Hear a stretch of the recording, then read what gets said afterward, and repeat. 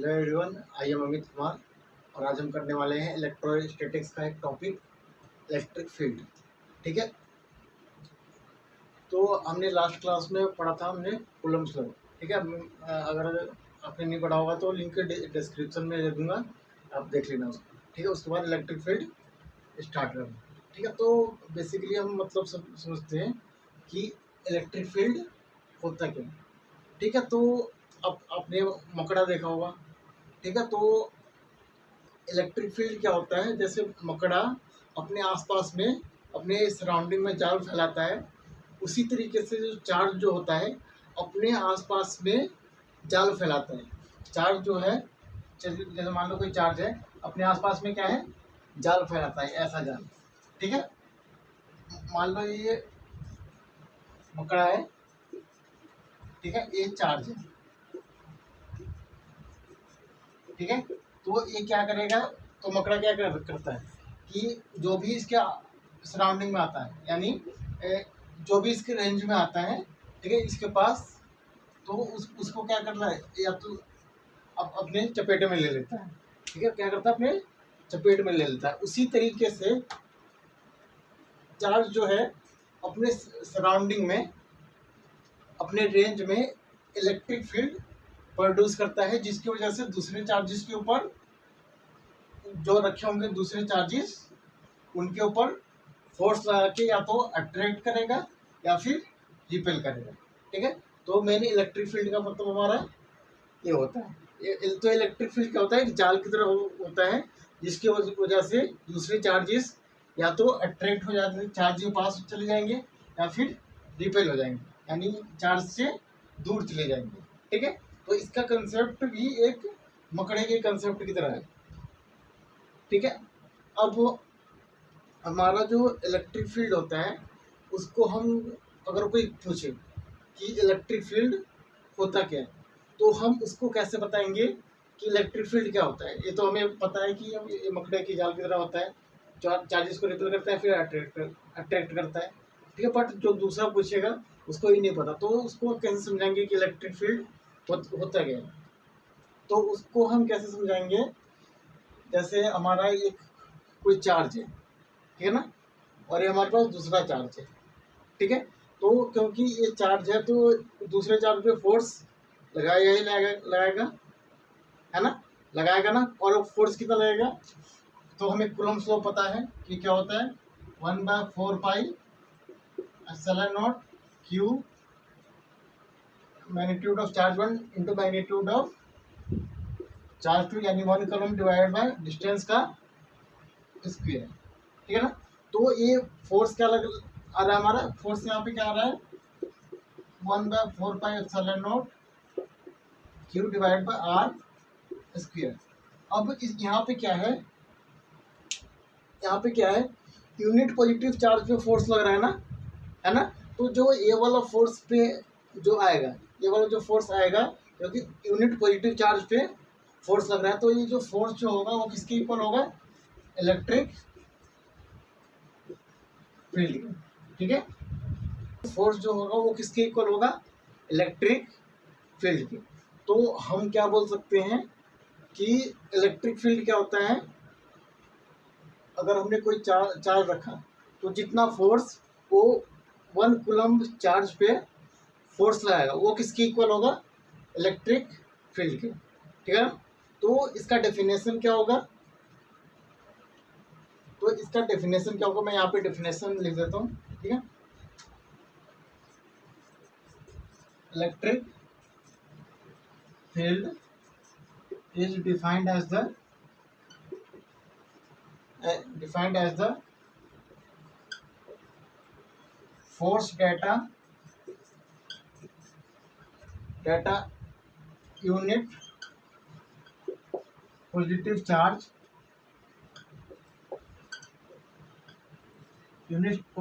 charge would experience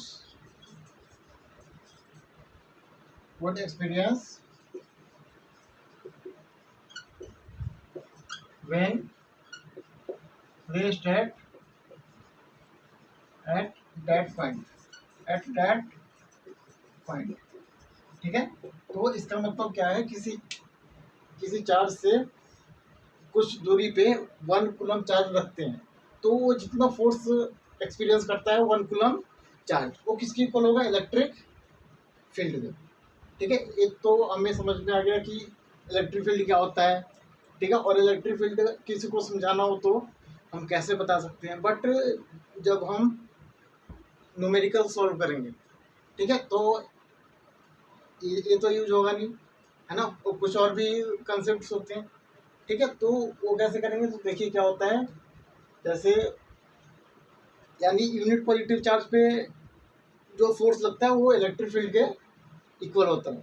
ठीक है, तो हम यहाँ पे क्या करते हैं, फोर्स निकाल लेते हैं। तो फोर्स क्या आएगा, 1/4πε0 Q into Q divide by R का स्क्वायर, है ना। चार्ज ज़्यादा होता है इसलिए बड़ा चार्ज है, तो इसको हम क्या बोलते हैं, सोर्स चार्ज। इसको हम क्या बोलते हैं, सोर्स चार्ज। ठीक है, और जो छोटा वाला चार्ज है हमारा, जो छोटा वाला चार्ज है उसको हम क्या बोलते हैं, टेस्ट चार्ज।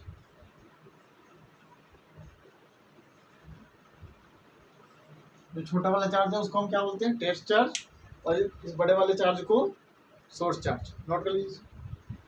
तो हम क्या कर रहे हैं, concept using numericals of electric field.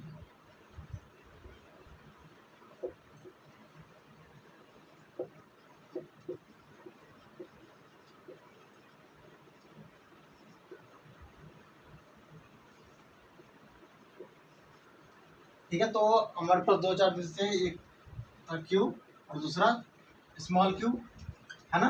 तो इसे हम क्या बोलते हैं, सोर्स चार्ज, क्योंकि इसका मैग्नीट्यूड ज़्यादा होता है। और इसको हम क्या बोलते हैं, टेस्ट चार्ज, क्यों, क्योंकि इसका मैग्नीट्यूड कम होता है। और हम इसका मैग्नीट्यूड इस तरीके से रखते हैं ताकि इसका एक जो बड़ा वाला चार्ज है उसका कहीं डिस्प्लेसमेंट ना हो। अगर डिस्प्लेसमेंट कहीं हो गया, कहीं यहाँ से अलग चला गया, तो इलेक्ट्रिक फील्ड की वैल्यू यहाँ पे चेंज हो जाएगी। ठीक है, तो फिर क्या है हमारा, F = 1/4πε0 Q into Q divide by R square. दोनों के बीच में कूलम्स लॉ लगा दिया। अब इलेक्ट्रिक फील्ड हमारा क्या होता है, अगर मैथमेटिकली समझे कि इलेक्ट्रिक फील्ड क्या होता है, तो क्या होता है, उसको हम किससे डिनोट करते हैं, ई से। और वो क्या होता है, force per unit charge. Force per unit charge यानी ये फोर्स है एफ, और यूनिट चार्ज में कितना फोर्स होगा, तो वो क्या होगा, F by Q. E is equal to F by Q, है ना। यानी ई वेक्टर, क्योंकि फोर्स क्या है हमारा, वेक्टर क्वांटिटी है, तो इलेक्ट्रिक फील्ड भी हमारा क्या होगा, वेक्टर क्वांटिटी होगा। यहाँ पे लिख देता हूँ मैं, इलेक्ट्रिक फील्ड क्या होता है, वेक्टर क्वांटिटी होता है।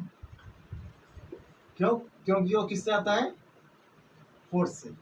ठीक है, तो ई क्या हो गया हमारा, एफ बाय क्यू। तो और हम क्या कर सकते हैं, एफ की वैल्यू क्या लिख सकते हैं, क्यू इंटू ई, है ना, क्यू इंटू ई, यानी F vector equals to Q into E vector. तो ई वाला जो फॉर्मूला है वो ज़्यादा हमारा न्यूमेरिकल्स में यूज होता है। ठीक है, और तो एक तो हमारा फॉर्मूला ये हो गया इलेक्ट्रिक फील्ड और फोर्स के बीच में, है ना। और अगर हमें ऐसा दिया हो कि हमें कोई चार्ज दिया हो और किसी डिस्टेंस आर पे इलेक्ट्रिक फील्ड निकालना हो, किसी डिस्टेंस आर पे इलेक्ट्रिक फील्ड निकालना हो, ठीक है, तो हम क्या करेंगे, तो इससे हमारा आ जाएगा, ई क्या होता है, एफ बाई क्यू होता है ना, ई इक्वल्स टू क्या होता है, एफ बाय क्यू। तो ई की वैल्यू क्या हो जाएगी, 1/4πε0 Q into Q divide by R का स्क्वायर इंटू क्यू, यानी क्यू से क्यू गया, है ना। तो यहाँ पे हमारे इलेक्ट्रिक फील्ड का दूसरा फॉर्मूला क्या आ जाएगा, दूसरा फॉर्मूला क्या आ जाएगा हमारा, 1/4πε0 Q divide by R square. तो ये हमारा दूसरा फॉर्मूला होगा। ठीक है, तो पहला फॉर्मूला हमारा क्या है, F equals to Q E, है ना। अगर चार्ज पता हो और किसी पॉइंट पे यहाँ पे इलेक्ट्रिक फील्ड दिया हो, ठीक है, कोई चार्ज क्यू है हमारा और यहाँ पे इलेक्ट्रिक फील्ड इस डायरेक्शन में दिया हुआ है, है ना। तो इस पे फोर्स क्या लगेगा, F is equal to Q into E, है ना। अब हमने इलेक्ट्रिक फील्ड समझ लिया होता क्या है, और उसका फॉर्मूला भी हमें समझ में आ गया कि क्या होता है। तो दो फॉर्मूले हमारे पास होते हैं, F equal to Q B, है ना। और दूसरा क्या होता है, इलेक्ट्रिक फील्ड के निकालने के लिए जब चार्ज और डिस्टेंस दिया हो किसी पॉइंट पे, जैसे ही चार्ज हो किसी भी पॉइंट पे डिस्टेंस दिया हो, तो वो क्या होता है 1/4πε0 Q divide by R square, ठीक है। अब हमें इसका क्या निकालना है, इलेक्ट्रिक फील्ड का एसआई यूनिट यूज करना होता है और डायमेंशन चाहिए होता है हमें, है ना। तो इसका एसआई यूनिट क्या होगा, एसआई यूनिट क्या होगा इसका, तो हमें पता है कि ई की वैल्यू क्या होती है एफ बाई क्यू, है ना। फॉर्मूला है ना हमारे पास E equals to F by Q. तो फोर्स की एसआई यूनिट क्या होती है न्यूटन एन, है ना। और चार्ज का एसआई यूनिट क्या होता है कूलम, है ना। यानी हम क्या लिख सकते हैं एन बाय सी, यानी हम क्या लिख सकते हैं न्यूटन पर कूलम, है ना। तो इसका एसआई यूनिट क्या होता है हमारा न्यूटन पर कूलम, ठीक है। और इसका डायमेंशन क्या होगा, तो अगर हमें किसी क्वांटिटी का डायमेंशन निकालना होता है तो उसके हम बेसिक फॉर्मूला को देखते हैं कि उसका बेसिक फॉर्मूला क्या है। जैसे यहाँ पे क्या है F equals to Q E, इसमें क्या है फोर्स का डायमेंशन पता है ना। चार्ज का डायमेंशन पता है हमें, फोर्स का क्या होता है, फोर्स का डायमेंशन क्या होता है M L T minus two, है ना। और चार्ज का डायमेंशन क्या होता है हमारा एम्पेयर इंटू टाइम, है ना। तो हमें पता है ना कि E equals to F by Q आता है, तो फॉर्मूले में पुट कर देंगे तो ई का डायमेंशन आ जाएगा, है ना।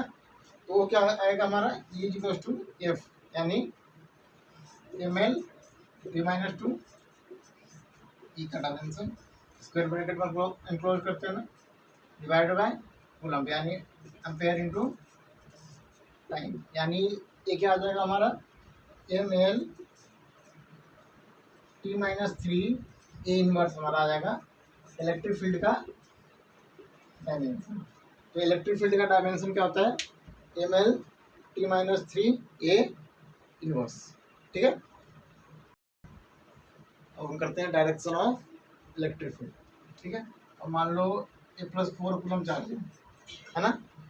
तो ये क्या हुआ सोर्स चार्ज और टेस्ट चार्ज प्लस 2 कूलम है ना। हमेशा टेस्ट चार्ज जो होता है हम पॉजिटिव लेते हैं, ठीक है। तो ये प्लस 4 कूलम प्लस 2 कूलम, ठीक है। तो ये क्या करेगा चार्ज इस वाले चार्ज को, क्योंकि पॉजिटिव चार्ज एक दूसरे को रिपल करते हैं, तो हमें सोर्स चार्ज को देखना है, तो सोर्स चार्ज है उसको देखना। तो ये इसको इस डायरेक्शन में रिपल करेगा, है ना। इस लाइन के अलाउंग इस डायरेक्शन में रिपल करेगा, क्योंकि अब सोर्स चार्ज पॉजिटिव चार्ज को away from the charge ripple कर रहा है ना। तो यानी इसका मतलब क्या है, अगर कोई भी पॉजिटिव चार्ज होगा तो उसका इलेक्ट्रिक फील्ड का डायरेक्शन किधर होगा अवे फ्रॉम द चार्ज, ठीक है। उसका पॉजिटिव चार्ज का डायरेक्शन क्या होगा इलेक्ट्रिक फील्ड का अवे फ्रॉम द चार्ज,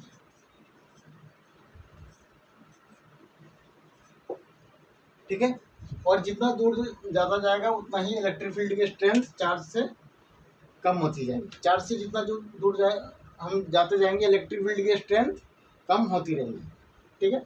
अब हम देखते हैं कि मान लो -4 कूलम चार्ज है ना, और यहाँ पे +2 कूलम चार्ज है ना। तो इस केस में ये इसको कौन से डायरेक्शन में खींचेगा अपनी तरफ खींचेगा, है ना। इस केस में ये इसको अपनी तरफ खींचेगा, यानी फोर्स किधर लग रहा है, फोर्स इस पे इस डायरेक्शन में लग रहा है। तो फोर्स जो है हमें पता है कि F इक्वल्स टू क्यू होता है ना। तो यानी जिस डायरेक्शन में फोर्स उस डायरेक्शन में ही इलेक्ट्रिक फील्ड होगा, क्योंकि E की वैल्यू हम F/Q लिख सकते हैं। यानी जब चार्ज नेगेटिव होगा तो इलेक्ट्रिक फील्ड की डायरेक्शन उसकी तरफ होगी, यानी टुवर्ड्स दी चार्ज। यानी हम ऐसा बना सकते हैं, जब नेगेटिव चार्ज है तो इलेक्ट्रिक फील्ड की डायरेक्शन टुवर्ड्स दी चार्ज होगी।